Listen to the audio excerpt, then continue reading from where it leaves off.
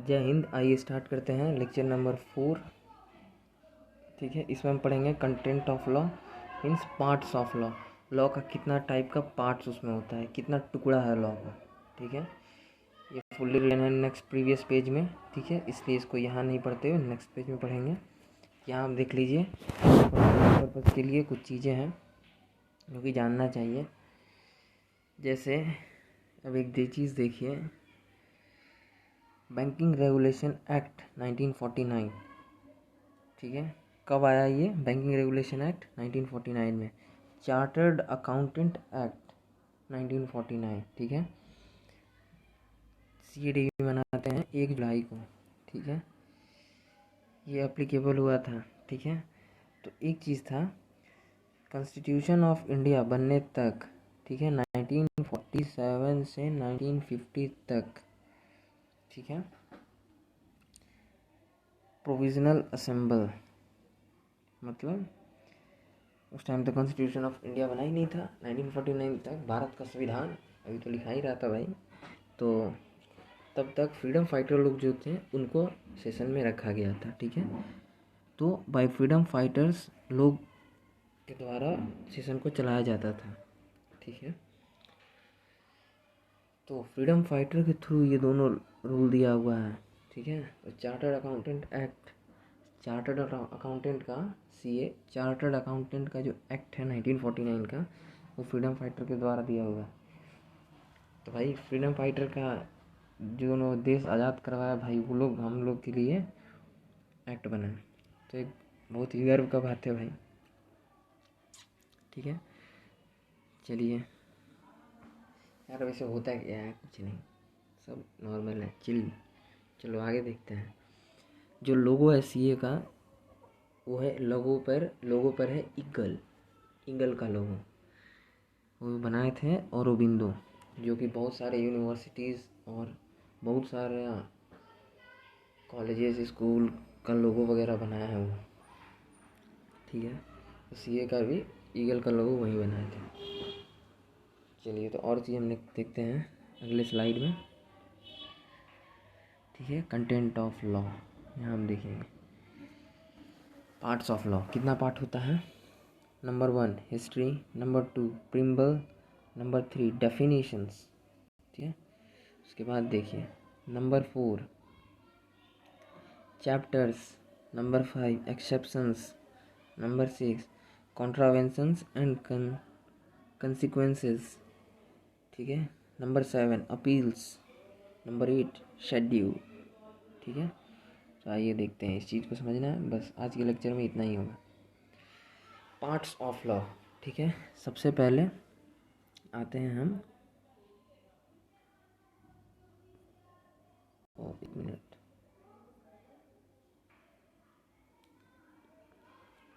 सबसे पहले आते हैं हम फर्स्ट हिस्ट्री।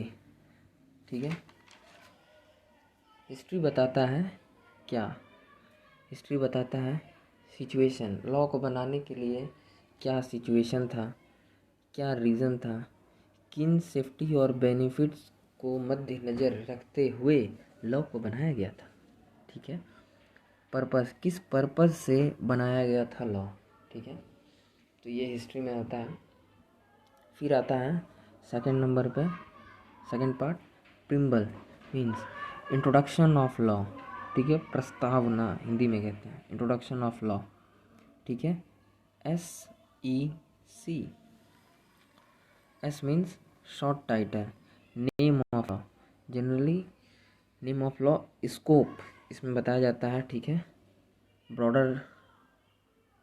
ब्रॉडी पर्पस, इसमें पर्पस क्या होता है, मतलब किस पर्पस से बनाया गया। ठीक है, दोबारा ना हो इसलिए, कैसे एंड कब एप्लीकेबल होगा, ये सारी चीज़ें बताया जाता है स्कोप में।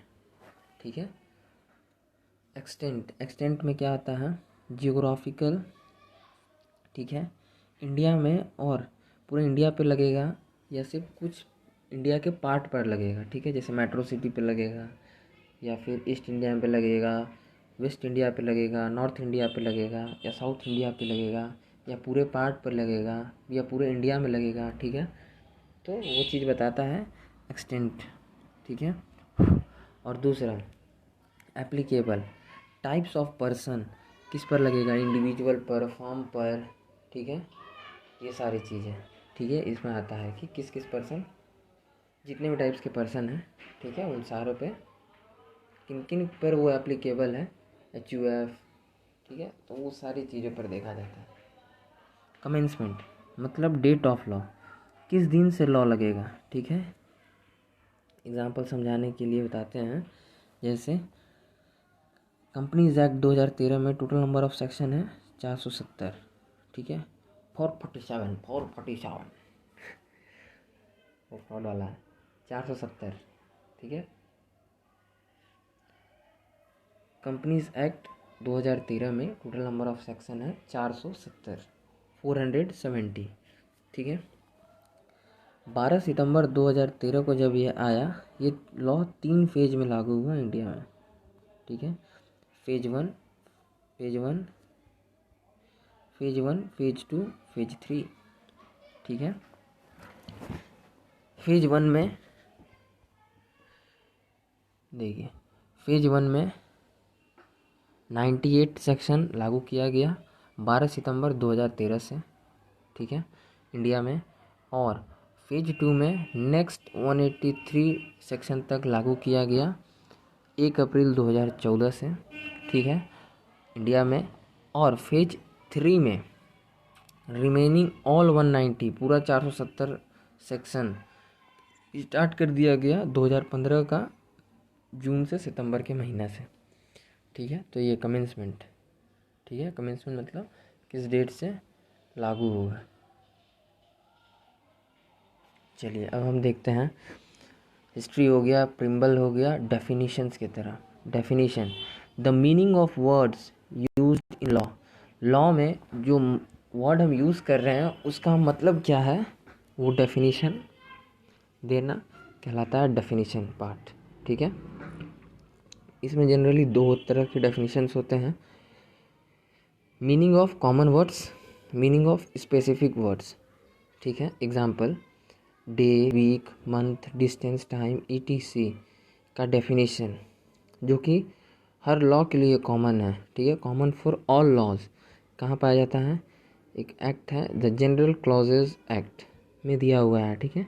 डेफिनेशंस जो सारे लॉ के लिए कॉमन है, मतलब डे का मतलब एक सेम है, वीक का मतलब सेम होगा, ठीक है, गवर्नमेंट का मतलब सेम होगा, मंथ, डिस्टेंस, टाइम, ये सब का एक डेफिनेशन है, ठीक है, जो कि सारे लॉ में कॉमन है, ठीक है। और स्पेसिफिक वर्ड जैसे ऑडिटेड, ठीक है, जैसे audited, financial statement of company, LLP, director का definition in that specific law, ठीक है, सिर्फ उस पर्टिकुलर लॉ में इस वर्ड का मतलब ये है। जैसे ऑडिटेड का मतलब उसमें जो भी है, जैसे हम एग्जांपल दे रहे थे प्लांट वाला, कि प्लांट है तो प्लांट में क्या क्या कंसीडर है, ठीक है, उस टाइप का चीज़ें इन दैट स्पेसिफिक लॉ, ठीक है। नॉर्मली सेक्शन 2 में होता है, कभी कभार किसी किसी सेक्शन में 5 में भी है वो चीज़, ठीक है, वहाँ उस चीज़ का डेफिनेशन पाया जाता है सेक्शन 2 में, ठीक है। और चलिए अब ये जो 2 चीज़ें हैं, द जनरल क्लॉजेज एक्ट और कॉमन वर्ड्स और स्पेसिफिक वर्ड्स, ठीक है। The general clauses act cover करता है कॉमन वर्ड्स को, और नॉर्मली सेक्शन 2 में लिखा होता है स्पेसिफिक पर्टिकुलर वर्ड जो कि उस पर्टिकुलर सेक्शन के लिए है सिर्फ, ठीक है। अब ये भी आगे चल के 2 पार्ट में डिवाइड हो जाता है, ड्राफ्टिंग बेस्ड डेफिनेशंस और कवरेज बेस्ड डेफिनेशंस, ठीक है। ड्राफ्टिंग बेस्ड डेफिनेशन में आता है एक्ट बेस्ड और दूसरा है सेक्शन बेस्ड। होल एक्ट में जो यूज़ होगा, ठीक है, मान लो कंपनी का डायरेक्टर वर्ड, ठीक है, वो यहाँ लिखा रहेगा, एक्ट बेस्ड डेफिनेशन में दिया रहेगा, ठीक है। ड्राफ्टिंग डेफिनेशन में दिया रहेगा जो कि पूरे एक्ट में लगेगा, ठीक है, जिसका मतलब पूरे उस एक्ट में, ठीक है, जिसका मतलब पूरे उस एक्ट में कॉमन है, ठीक है, पूरा एक्ट में वो चीज़ लागू है, वो पाया जाता है एक्ट बेस्ड में, ठीक है। और सेक्शन बेस्ड मीन्स एक्सप्लेनेशन, जैसे ड्राफ्ट करना सिर्फ पर्टिकुलर सेक्शन के लिए, ठीक है, पर्टिकुलर सेक्शन के लिए उस वर्ड का मतलब ये है, तो उसको कहते हैं, वो चीज़ पाया जाएगा सेक्शन बेस्ड में, ठीक है। Coverage based definitions means exhaustive, इसका भी दो पार्ट्स, एग्जॉस्टिव और इंक्लूसिव, ठीक है। जैसे एग्जॉस्टिव में क्या होता है, बस इतना ही मान्य है, ठीक है। जैसे वेज मीन्स मान लो हम लिख दिए, veg means fruit, roots, leave, stem, ठीक है, और any part of plant, tree, creeper, ठीक है। बस इसके अलावा दूसरा कोई भी चीज़ मान्य नहीं होगा, सिर्फ इतना ही मान्य है, ठीक है, सिर्फ इतना ही मान्य है। ये होता है मतलब इंक्लूसिव का। इंक्लूसिव मीन्स बस इतना ही मान्य है, veg means include that at that. Exclusive हुआ, इंक्लूसिव देखना ध्यान से, बस थोड़ा सा चेंजिंग है, वो तो है ही, एडिशनल चीज़ भी ऐड होगा, ठीक है। एंड क्लैरिफिकेशन वहाँ दिया हुआ होगा, जैसे वेज इंक्लूड्स, ठीक है, veg includes milk and egg, ये तो है ही, ठीक है, ये पार्ट तो है ही, but also includes milk and egg, ठीक है। जैसे उस टाइम हमारे सर समझा रहे थे कि एग्जाम्पल के लिए क्लास लाइव जो ले रहे हैं वो तो पार्ट है ही, ठीक है, वो तो पार्ट है ही, एग्जॉस्टिव क्लास जो ले रहे हैं लाइव वो तो पार्ट है ही। इंक्लूसिव का मतलब क्या हो जाएगा, इंक्लूसिव का मतलब थोड़ा सा और इसमें चेंजिंग हो जाएगा, क्लास जो लाइव ले रहे हैं वो तो मेरा पार्ट है ही, प्लस जो पेन ड्राइव में देखेंगे स्टूडेंट वो भी इसी क्लास का पार्ट है, ठीक है। तो ये है इंक्लूसिव का मतलब कि वेज, पूरा वेज वाला तो इंक्लूड करेगा ही, ठीक है, बट साथ में मिल्क और अंडा भी इंक्लूड होगा। एज एग्जाम्पल था यार, जस्ट चीज, अंडा क्या है भाई, जो खाता है भाई अपना सोच लेना, ठीक है। इंक्लूड्स, अब वेज इंक्लूड्स भी दो चीज़ में डिवाइड होता है, ठीक है, एक होता है एज्यूम, एक होता है क्लैरिफिकेशन। एज्यूम मीन्स जो अभी पढ़ रहे हैं लाइव, ठीक है, क्लास मीन्स, ठीक है, और एज्यूम और क्लैरिफिकेशन दोनों होना चाहिए, तभी वो कहलाएगा इंक्लूसिव, ठीक है। Class means plus class include, both are the part of class, ठीक है। जैसे जो अभी पढ़ रहे हैं वो तो लाइव है ही, जो आगे पढ़ेगा वो भी क्लास है मेरा, ठीक है, पेन ड्राइव वाला, तो लाइव और प्लस पेन ड्राइव दोनों ही होना चाहिए उसमें, ठीक है। एज्यूम ही चीज, veg means fruit, veg means fruit से लेकर क्रीपर तक, और साथ में इंक्लूड मिल्क एंड एग्स, इसको कहते हैं इंक्लूसिव, ठीक है। तो तीनों पार्ट हो गया। अब आगे बढ़ते हैं सर, चैप्टर्स, ठीक है। Chapters in law, group of similar section talking about one concept, ठीक है, डिवाइडेड इनटू 29 चैप्टर, ठीक है। सेक्शन, सब सेक्शन, क्लॉजेस, सब क्लॉजेस, ठीक है। इन चारों में, ठीक है, इफ़ एनी क्लेरिफिकेशन देना है, ठीक है, या एक्सेप्शन देना है तो कैसे लिखेंगे, proviso word provided that, provided also that, ठीक है, एक्सेप्शन देने के लिए, ठीक है, ये वर्ड का यूज़ होता है, ठीक है। इसके बाद आता है नंबर 5 पे एक्सेप्शंस, जिन पर चार्ज नहीं होगा लॉ, ठीक है, मतलब लॉ जिन पर लागू नहीं होगा, ठीक है। इसमें भी एक्सेप्शन में दो पार्ट है, एक्ट बेस्ड और सेक्शन बेस्ड। एक्ट बेस्ड में क्या आता है, एग्रीकल्चर इनकम पर, जैसे एग्जांपल एग्रीकल्चर इनकम पर इनकम टैक्स चार्ज नहीं होता है, ठीक है, टोटली एक्सेप्टेड है। और सेक्शन बेस्ड कुछ कंडीशन की वजह से जो एक्सेप्ट हो, जैसे पहले long term capital gain on share trading will be exceptions, ठीक है, लॉन्ग टर्म कैपिटल गेन पे शेयर का ट्रेडिंग एग्जेम्प्ट था, ठीक है। तो ये act based means totally exempt हो एक्ट के कारण, और सेक्शन बेस्ड मीन्स कुछ कंडीशन के वजह से एग्जाम्पशन हो, ठीक है। ये था 5th पार्ट, एग्जाम्पशंस। चलिए अब आते हैं नंबर 6 पर। ये था 5th, यहाँ से आया 6th, ठीक है। ये कॉन्ट्रावेंशंस एंड कंसिक्वेंसेस, ठीक है।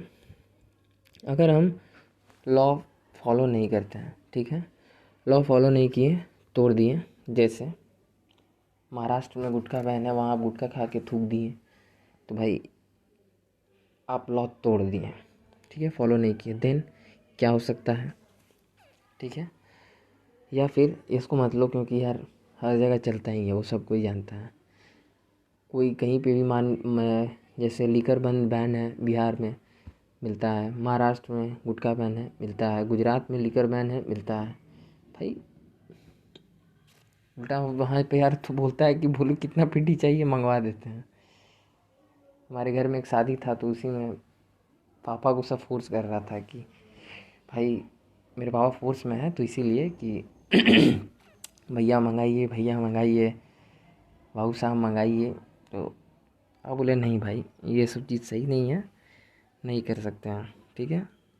तो फिर बंद कर दिए। तो वैसे ही मिलता है लेकिन शादी वगैरह में, ठीक है। उसके बाद देखिए, तो मान लीजिए कि आप लॉ फॉलो नहीं किए, तोड़ दिए, ठीक है। 2 कार जा रहा था, आप लॉ फॉलो नहीं किए, उस लाइन को सिग्नल मिला हुआ था और आप इधर से ज़बरदस्ती घुसा के ठोक दिए, क्या होगा? ए, फाइन, या तो आपको फ़ाइन देना होगा, बी, पेनल्टी होगा, या सी, जेल, ठीक है। फाइन कैसे? Damages paid to aggrieved party, ठीक है, अपोजिट पार्टी जिसका लॉस करवाए हैं उसको देते हैं, ठीक है, डैमेजेस। जैसे मान लीजिए किसी का कार ठोक दिए, वहाँ पुलिस नहीं है, कोई लोचा नहीं है, ठीक है। बोले कि भाई मेरा 1000 रुपया खर्चा है सर, 5000 का खर्चा है सर, भैया पेमेंट कीजिए, आपका गलती था। अगर आपका गलती है, ठीक है, चुपचाप पैसा दीजिए और वहाँ से निकल लीजिए, ठीक है।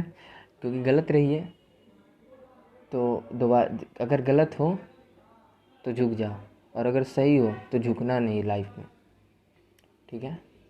सर उठा के खड़ा रहा। सच परेशान जरूर हो सकता है, बट हारता नहीं है लाइफ में, ठीक है। फाइन किसको पेड करते हैं, ठीक है, फाइन किसको पेड करते हैं? एग्रीव्ड पार्टी को, डैमेजेस के लिए। उसका गाड़ी ठोक दिए तो फाइन दिए, भाग गए वहाँ से, ठीक है। और पेनाल्टी, अगर भाई साहब मामू आ गया, पेनाल्टी किसको देते हैं? गवर्नमेंट को, ठीक है। मामू आ गया तो फाइन तो भाई गवर्नमेंट चालान काटेगा, इधर उधर नोटंकी करेगा, बट वो जाता है सब थाना वाला कहीं पॉकेट में। बट नियम है कि पेनाल्टी लगेगा सर आपको, इतना इतना जो भी पेनाल्टी हुआ, ठीक है। जैसे वहीं यहाँ पे वो लॉ लग जाएगा, जैसे गुटखा खा के अगर पकड़े गए आप, तो आपको भाई पेनाल्टी लग गया, तो फाइन पेड होता है डैमेजेस के लिए, वो भी एग्रीव्ड पार्टी जिसका लॉस किए हैं उसको। गवर्नमेंट को फाइन पेड नहीं होता है, गवर्नमेंट को पेनाल्टी पेड होता है, ठीक है। और तीसरा ऑप्शन तो भाई यहीं सदाबहार जिंदाबाद, जेल जाएंगे और वहाँ से पॉलिटिशियन बन के आएंगे। अगर अगर आप इन सारी चीज़ों को एक्सेप्ट नहीं करते हैं, ठीक है, not want to accept, then go for, अगर आपको इससे प्रॉब्लम है तो आप जाएंगे अपील के लिए, ठीक है। आप कहाँ जाएंगे सर? प्रॉब्लम है तो अपील के लिए, अपील करेंगे कोर्ट ऑफ लॉ में जाके फैक्ट और क्वेश्चन करेंगे कि सर मेरा गलती नहीं था, ऐसे था वैसे था, ठीक है। वहाँ जाके आप कोर्ट में अपील भी कर सकते हैं। अगर वहाँ भी आप खुश नहीं हैं, ठीक है, तो आप फिर जाएंगे वहाँ पे भी। अगर आपको प्रॉब्लम होगा तो वहाँ देखा जाएगा शेड्यूल्स, ठीक है। Give details of list, format, fees, table of exemptions, ठीक है, डिक्लेरेशन दे सकते हैं, क्योंकि बहुत सारा लंबा लंबा बात रहता है, तो शेड्यूल के अकॉर्डिंग भी वहाँ पे फिर उस चीज़ को सॉल्व कर दिया जाएगा, ठीक है। तो ये था हमारा लॉ का 8 पार्ट, ठीक है, जिसमें नंबर वन सॉरी इस साइड पेज पे आ गए। ये था हमारा कंटेंट ऑफ लॉ का 8 part, first history, preamble second, ठीक है, SEC डेफिनीशन कॉमन वर्ड का और स्पेसिफिक वर्ड का, ठीक है। फिर नंबर 4 कितने चैप्टर्स हैं, ठीक है, सेक्शन, सब सेक्शन, क्लॉजेस, सब क्लॉजेस, इस तरह से सेक्शन पढ़ते हैं। फिर नंबर 5, ठीक है, एक्ट बेस्ड, क्या टोटली एग्जाम्पशन जिस पे है, सेक्शन बेस्ड कुछ कंडीशन की वजह से एग्जाम्पशंस है, कॉन्ट्रावेंशन हो गया तो फाइन, पेनाल्टी या जेल, एक्सेप्ट नहीं करते हैं तो जाइए अपील करने कोर्ट में, ठीक है, वहाँ पे जाके क्वेश्चन और फैक्ट्स आप पूछ सकते हैं। अगर वहाँ पे प्रॉब्लम होगा तो शेड्यूल के अकॉर्डिंग डिक्लेरेशन दे दिया जाता है, ठीक है। चलिए फिर तो मिलते हैं अगले वीडियो में। Thank you. जय हिंद, जय भारत।